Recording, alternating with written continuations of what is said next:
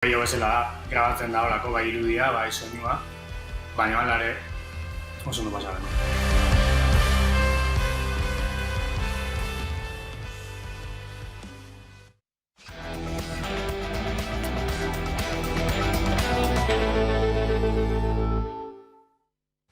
Departamendu eta eskualde mailako hauteskundeen lehen itzulian, abstentzio handienaren erdian, zentro eskuinak bere aliantzari etekina atera dio. Euskal Herria bai 7 kantonamendutan izango da Frantziar Ezkerrak, Baionan eusten dio bitartean. Ekainaren 20an, departamentu eta eskualde mailako hauteskundeen lehen itzulia igaro delarik. Emaitzak eskutan ondorio deigarri batzuk atera daitezke. Horietariko lehena abstentzioaren handitzea izan da Euskal Herrian hauteskunde departamentalei lotuta 62,45% izan baita. Arratsaldeon guztioi, atzoko egunean ospatu ziren hauteskunde departamentalak. Ezkerreko abertzaleak bigarren itzuliko lehian izango dira Ipar Euskal Herriko 12 kantonamenduetatik, 7 eta udane arbeok jaso ditu bozetako daturik azpimarragarrienak. Eskualdeko eta departamenduko bozen lehen itzuliaren ostean, zentro eskuina da garaile nagusi Lapurdin, Nafarro Berean eta Zuberoan. Departamenduko bozetan, Force 74 alderdiak ia 36.000 boz jaso ditu, bozen 42%. Hain zuzen ere, nagusi izan da Ipar Euskal Herriko 12 kantonamenduetatik 10etan, Errobia, Turrin eta Hendaian izan ezik. Hendaiako kantonamenduan, ezkerreko abertzaleak izan dira lehen indarra, bozen 29% lortu ditu Ani Poveda eta Iker Elizalderen hautagaitzak. Beste 6 kantonamendutan ere, bigarren itzuliko lehian izango da EH bai. Gauzak horrela, Lapurdiko, Nafarroa Bereko eta Zuberoko 12 kantonamenduetatik 7etan izango da. Eta orain arte EH Baien alde bozkatzen ez duten ezkerreko hautesleak konbentzitu behar ditugu, eta gero bigarren norabidea izanen da abstentzionistei buruzkoa. Hor ere uste dut badera lan handia egiteko, konbentzitzeko abstentzionista guziak haien eskuan, haiek dutela, haien eskuan lujalde honetan geroa alde batera edo bestera trenkatzeko gakoa. Edo nola ere abstentzioa izan da lehen itzuliko emaitzarik deigarrenetakoa. Parte hartze biziki apala izan baita orokorrean, eta kantonamendu gehienetan 60%tik gorako abstentzioa izan da. Eskualdeko bozei dagokienez 8 zerrendak hartu dute parte lehian. PES alderdiko Alain Rousset hautagaiak irabazi du lehen itzulia, hautesleen 28%ren babesa eskuratuta. Bigarren izan da Batasun Nazionaleko Eduik Diaz hautagaia, bozen 18%rekin. Hori ala, bigarren itzulian izango dira biak.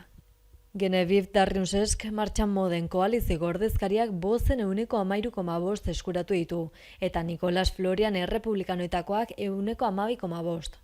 Nicolas Thierry LBV-ren hautagaia gelditu da bosgarren, bozen 12,2% jasota. Horiek ere bigarren itzulian izateko aukerekin dira, baina itzuli horretara aurkezteko negoziazioen mende daude.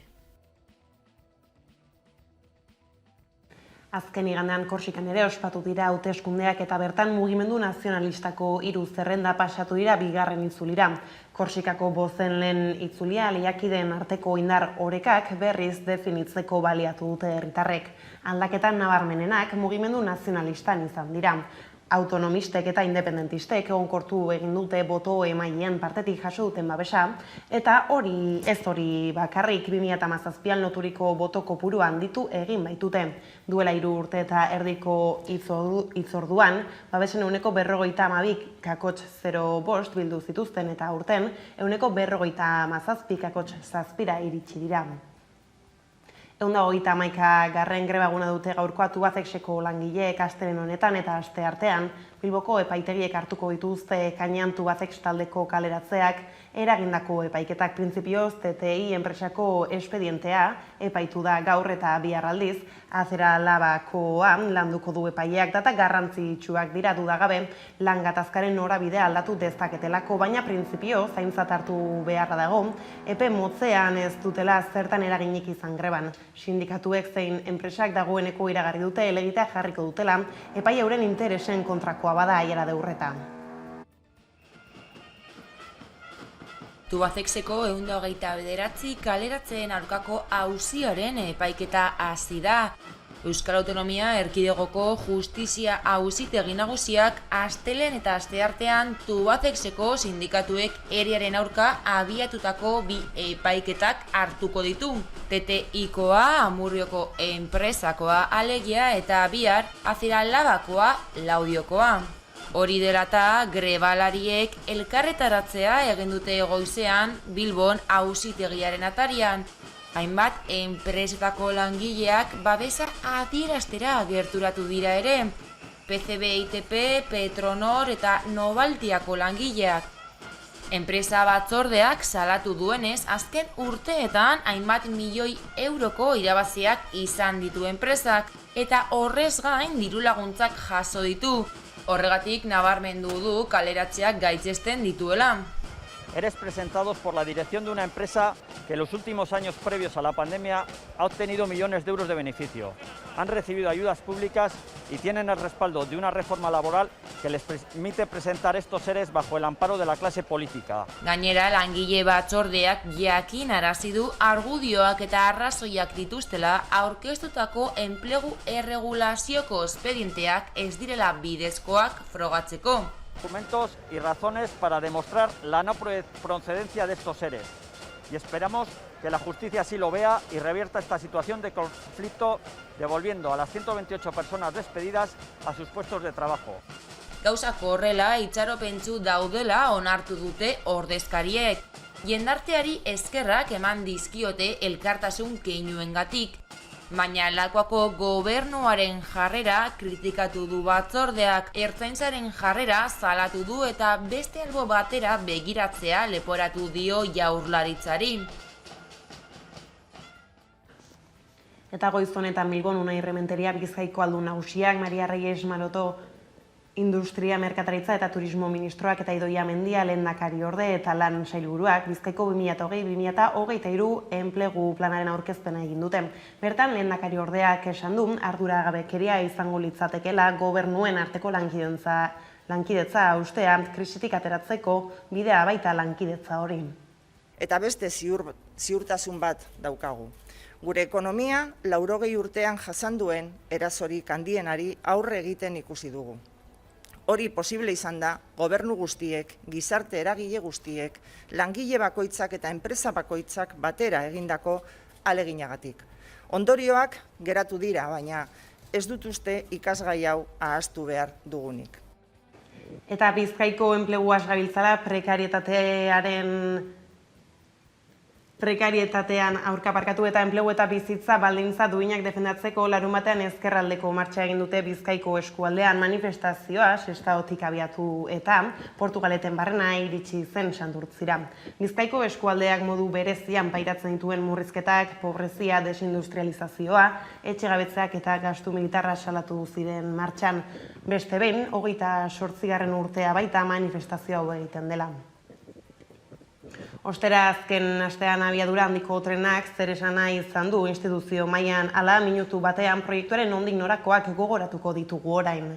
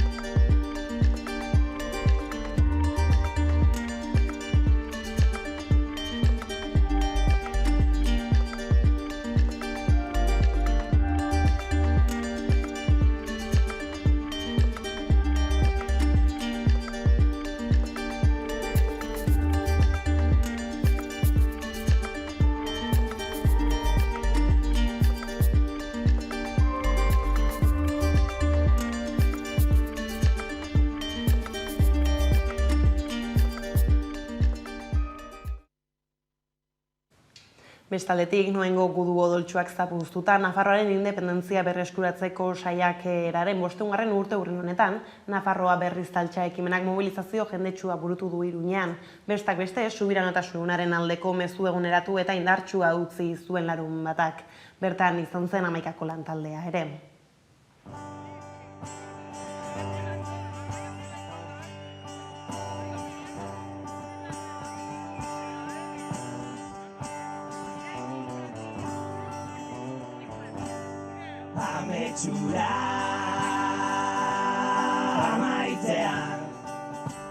Burujabetzaren aldarriak milaka lagun altxarazi zituen Iruñean asteburuan. Noaingo batailaren 5. mendeurrena helduleku, orduan Iruñean matxinatu zirenen gisa, Antoñoti granatez tintatu zen subiranotasuna, askatasuna dela adierazteko. 11 motibo altxatzeko errebelatzeko. Errekurritutako Nafarroako legeak, hizkuntza politika, zentralismoa eta zergatien aurrean erantzuna 21. mendeko gizartea bertatik eta bertakoek eraikia izango da. Nafarroa! Gurea da garaipena!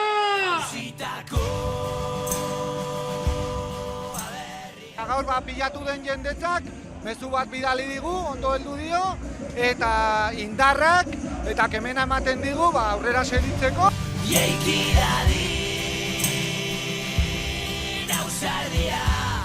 Izan genituen eta izango ditugu nik uste segitzen badugu egora berdin honetan beti. Beti izan ditugu, ez?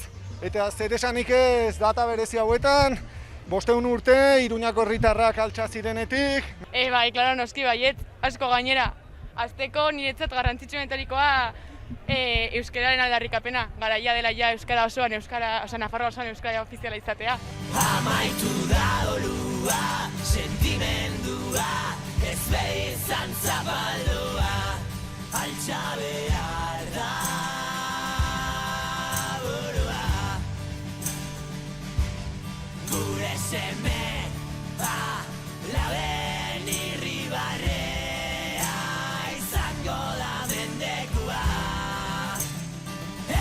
zaigu ordua.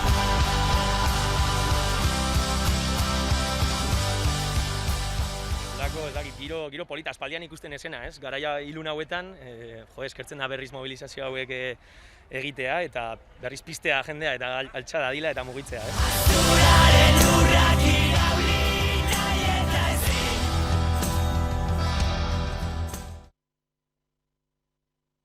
Hogeita 1. mendeko Nafarroa eraiki behar dugu. Gure bizi baldintzak hobetzeko tresna da. Burujabetza askatasuna da.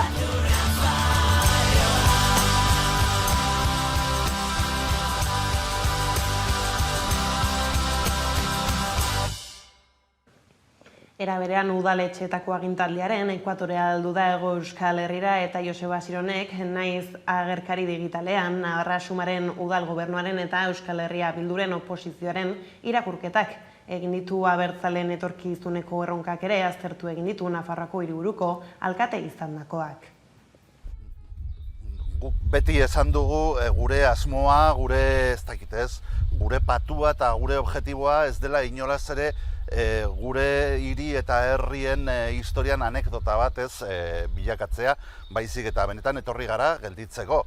Eta gora berak egongo diren arren nik uste dut pasaden legealdiko ikasgaiarik importanteena izan zen badagoela gauzak egiteko beste modu bat, eta modu hori dela zintzoa, jatorra, demokratikoagoa, eta bueno, ja Iruñeko historian sartuko dela noizbehinka naturaltasun guztiarekin. Duela 2 urte, Orkoienen emakume bati egin zioten talde bortxaketaren epaiketari ekin diote astelehen honetan Nafarroako probintzia auzitegian. Fiskaltzak 54 urtetik gorako zigorrak eskatu ditu akusatuentzat. Ustezko 5 erasotzaileetatik 3 espetxean daude eta beste 2 asken kautelazko neurriekin erasoa 2019ko azaroaren 29an izan zen, biktimak 23 urte zituela. Ateak itxita egingo dute Orkoiengo talde bortxaketaren auziko epaiketa. Erabaki hori hartu du lehen sekzioko epaimahaiko presidenteak, biktimaren abokatuaren eskaera aintzat hartuta. Orkoienen emakume bati eginiko talde bortxaketaren epaiketa astelehen honetan hasi da, Nafarroako probintzia auzitegian ateak itxita eta saio guztiak horrela egingo dituzte. 5 gizon eseriko dira akusatuen aulkian 2019ko azaroan emakume bati sexu erasoa egotzita. Epaiketa gaur hasi eta ostegunera arte egingo dute Nafarroako auzitegian eta asteartean hilaren 29an izango da azken bista. Fiskaltzak 54 urteko espetxe zigorra eskatu du 4 akusaturentzat, 15 urte sexu eraso delituagatik eta 39 urte gainontzeko 3 eginiko sexu eraso delituen ezinbesteko laguntzaile izateagatik. 5. akusatuarentzat aldiz 52 urteko espetxe zigorra eskatu du. Epaiaren arabera, ez zuen erasorik egin baina eraso guztietako beharrezko laguntzaile izan zen. Datorren astean beraz, sententziaren zai geratuko da zigor auzitegian, ateak itxita hasi den epaiketa. Bestaldetik Espainiako presidente Pedro Sánchezek berriz bat egiteko duen proiektua aurkeztu du Bartzelonan. Han adierazi du biharko ministro kontseiluan proposatuko duela preso dauden buruzagi katalanei indultuak ematea. Erabakia adiskidetasunerako apustuaren parte dela azaldu du eta elkarrizketaren alde egiteko asmoa nabarmendu. 9 politikari independentistak espetxetik ateratzeko erabakia milaka lagunen aldeko neurri bat dela defendatu du Espainiako presidenteak, haren erabilera soziala nabarmenduta. Godkänns voteringspropositionen. Eta nazioarteko gaiekin jarraiki Suediako gobernu sozialista erori egina alokairuen kontrola bertan behera uzten saiatu ostean Oian Larrañagak kontatuko digu jarraian. Godkänns voteringspropositionen. Svaret ja. Suediako gobernuaren aurkako zentsura mozioa onartu du gaur goizean bertako parlamentuak. Alokairuaren erregulaziorako legea bertan behera utzi ondoren, babesa kendu dio ezkerraren alderdiak sozialdemokratek zuzendutako gobernuari eta eskuineko alderdiek aurkeztutako zentsura mozioaren alde bozkatu du. Suediaren historian gobernu batek galtzen duen lehenengo zentsura mozioa izan da gaurkoan. Joan den astean ohartarazi zion ezkerraren alderdiak gobernuari etxebizitza berrien kasuan alokairuen prezioa liberalizatzeko asmoa duen lege erreforma bertan behera utzi ezean gobernua babesteari utziko ziotela. Exekutiboaren erantzuna izan da erreforma hori zentroko alderdiarekin eta liberalekin gobernura iristeko izandako negoziaketetan adostu zutela eta ez dutela bertan behera utziko. Orain arte Suedian indarrean egon den legediari esker, etxejabeek ezin dute alokairuaren prezioa nahi beste igo. Suediako maizterren elkartearekin negoziatu behar dute. Gobernuaren lege proposamen berriarekin baina, hemendik aurrera eraikitzen diren etxebizitzen jabeek nahi duten prezioa jartzeko aukera izango dute alokairuetan eta nahi beste igo ahal izango dituzte. Ezkerraren alderditik adierazi dute gainera beldur direla erreforma hau alokairuaren prezioak modu orokorrean etxebizitza guztien kasuan liberalizatzeko lehen pausu bat izan daitekeelako. Esteban Lofben, lehen ministroak, 2 asteko epea du orain zer egin erabakitzeko. Hauteskundeak dei ditzake edo parlamentuko presidenteari eskatu diezaioke gobernu bat osatzeko kontaktu errondari ekiteko. Gertatzen dela oso agintaldi motza izango du gobernu berriak. Datorren urteko irailean hauteskundeak egin beharko bai dituzte Suedian. Hauteskundeak aldez aurretik deitu arren, legeak dio horrek ez diela eragiten 4 urtean behin egin beharreko hauteskundei, beraz gertatzen dela berriz ere botua ematera joan beharko dute suediarrek datorren urteko irailean. Gaitzalatutako COVID-19 helduko diogu jarraian izan ere, birusaren transmisioak Antzera jarraitzen du Euskal Autonomia Erkidegoan era berean, Gotzone Sagardui Eusko Jaurlaritzako Osasun Sailburuan harrituta agertu da astelenarekin, erkidegoko hainbat herritar txertoa Lapurdiko zentroetan eta inguruko udalerrietan hartzen ari direla eta erantsi du errespetatzen duela immunitatea lortzeko bide hori aukeratzen dutenen erabakia. Halere, txertoen eskaintza horrek zalantza asko piztu ditu eta Osasun Sailak ezin die horiei guztiei erantzun. Frantziako gobernuak ez duelako ohartarazpenik egin aukera hori emango zuela jakinarazteko. Nafarroan berriz, koronavirusak eragindako 21 infekzio kasu berri atzeman ditu igande honetan Osasun Departamentuak. Iazko uztailaren 14tik izandako daturik baxuena da hau gainera, neurrien malgutzearekin igaro dute asteburua Nafarrek Iruñean da Josu Ganuza. Kaixo, koronavirusaren egoerari dagokionez, hemen Nafarroan azkeneko asteko azken datuei esker, metatutako inzidentzia 100.000 biztanleko 14 egunetan metatutako inzidentzia 100 kasuetatik behera kokatu egin da. Atzoko datuei dagokienez, atzokoan igandea izanik eta nabarmen proba gutxiago eginik, 21 gaixo berri atzeman dituzte COVID-19arekin. Bestalde, txertoaren egoerari dagokionez, 208.000 herritarrek baino gehiago osatu dute immunizatze prozesua eta ospitaleen egoerari helduta, 28 gaixo daude ospitaleraturik, haietatik 10 ziu postuetan. Gauzak horrela ondokoa da Euskal Herriko egoera onda 19 positibo kasu berria atzeman dira azken egunean 4.828 test egin da. Beraz, intzidentzia tasa 2,2 da une honetan.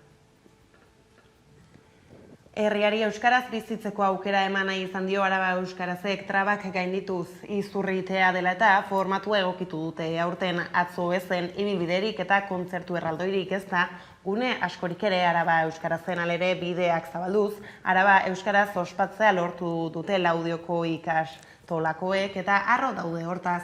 Pandemiaz gain, kontuan izan behar da, jaien eredua eraldatzen dabiltzala ikastolen elkartean bilakaera horretan azken egunak ez du pisu guztia hartzen eta urte osoan antolatzen dira ekitaldiak Laudion ere hala egin dute.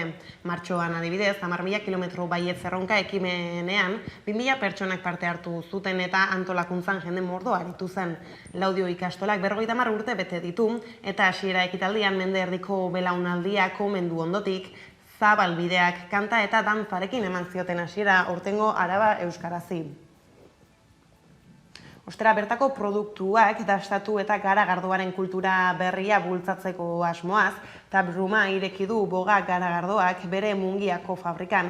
Ostiralera arte izango dute gunea zabalik eta komunitatea indartzea dute helburuetako bat. Halaber, irailean martxan jarriko duten crowdfunding kanpainaren berri ere eman dute arduradunek, etorkizunera begira egin beharreko inbertsio garrantzitsuenei aurre egiteko dena. Bezeroei ireki dizkie fabrikako ateak boga garagardoak. Ostiralero taproom edo dastaketa gunea jarri du kooperatibak. Arratsaldeko 5 eta gaueko 10 arte izango da zabalik espazioa. Bogaren garagardo artisauak lagun artean gozatu eta ekoizlearen azken produktuak dastatzeko aukera emango du guneak. Bueno, adibidez modun, oin Barcelona Beer Challenge-en irabazi dugu lehenengo sarie tostagaz, da brontzeko domina lortu dugu Ainoa Plakiz Beltzagaz, bigarren edizioa dela, da bueno, betikoak ditugu argie da lorea, da edizio berrie moduen atera dugu martxela dela antzinean galdutako Maruriko Gariagaz indako garagardo bat, da estanda dela jeizipa bat, loreen antzekoa, baina pizka bat mingotasun txikiagoagaz, da orduen eta usai gehiagoagaz. Euren produktuak ezagutzera emateaz gain, bezeroekin harreman zuzenagoa sustatzeko helburuz ireki dute gunea, eta garagardoaren kultura berria zabaltzeko ere. Da pizka bat jendearekin kontaktu zuzena izateko, da dastaketa txoko bat modun, jendea boga ezagutu dezadan. Jendea gehiago ezagutzeko, da kontaktu zuzena izateko jendeagaz, da egon deno egoerari aurre egiteko ere bai. Taprumarekin batera aldiz, komunitatea indartzeko eta kooperatibaren etorkizuneko asmoei erantzuteko crowdfunding kanpaina ere abiatzekoa da boga. Urtzi Ugalde marketing arduradunak azaldu duenez, garagardoaren kultura zabaltzeko bidean inbertsio garrantzitsuei aurre egin beharko dio bogak. Eta horretarako, komunitatearen babesa bilatuko du kanpainaren bitartez. Laguntzaileek gainera proiektua bultzatzeaz gain zenbait sari eskuratuko dituzte bueltan. Garagardoaren kultura berri hau zabaltzea, produktu berri berezi eta formatu berri berezietan, ez? Orduan hor, bogak behar du inbertsio bat egin. Inbertsio hori aurre egiteko, irailetik aurrera gonbidatuko du jendea parte hartzeko crowdfunding kanpaina baten, eta hartzidura tanke berri bat erosi behar dugu, baita ere enlatadora makina bat, eta guzti honekin jendearen laguntza, komunitatea beharrezkoa dugu, ez? Irailetik aurrera ekingo diote kanpainari eta azaldu dutenez, iraileko hori lehenengo olatua baino ez da izango.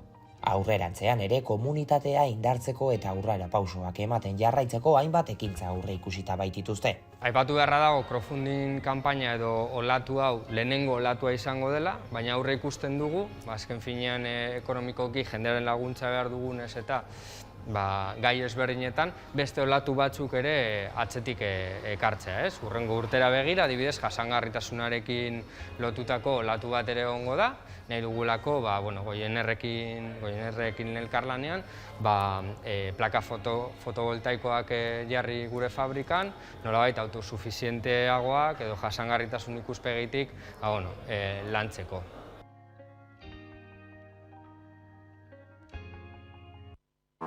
Eta kiroletan Larrabetzuko futbol taldea amaia zigo da eta hurrengo denboraldia 3. mailan jokatuko dute Uritarra futbol taldekoek. Uritarra futbol taldeak igoera historikoa izan du 3. mailara igo baita. Deigarria da 2000 biztanle baino ez dituelako herriak, baina 19 partidu irabazi dituzte eta 42 puntuekin beste taldeetatik gailendu dira larrabetzuarrak. Tentsiuneak bizi ziren igandean azken jaurdunaldia jokatu zutelako eta asko zegoen jokoan. Zamudio bere aurkari nagusiaren porrota behar baitzuten maila zigotzeko eta horrela suertatu zen. Zamudiok 1-3 galdu ostean Gernika B taldearen aurka.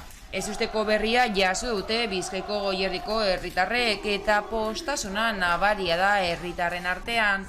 Futbol taldea bere garairik hoberenean aurkitzen baita eta horrela erakutsi du. Eta gauzak horrela direla erroten 13 taldearen azken bideokliparekin emango diogu bukaera gaurko albistegiari nire amaren etxean. Besterik ez gure aldetik hauek izan dira eguerdiak guran aurrutzi dituenak guztiak eta gehiago nahi duzuen aldiro amaika.eus atarian ondo izan eta bihar arte.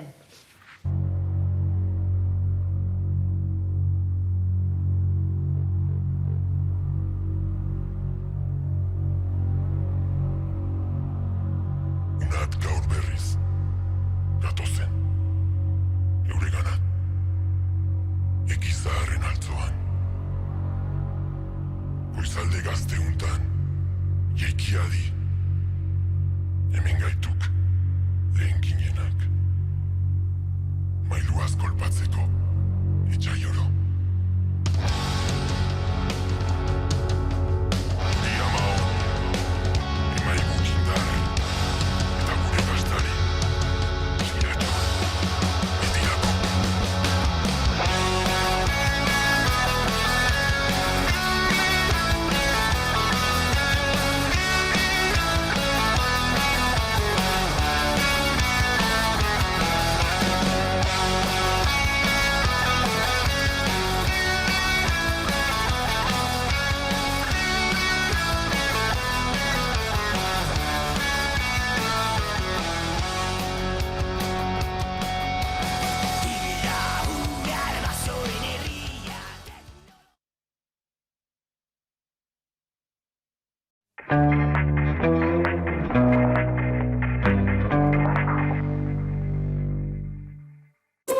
Zertan datoz bat, txirrindulari bat,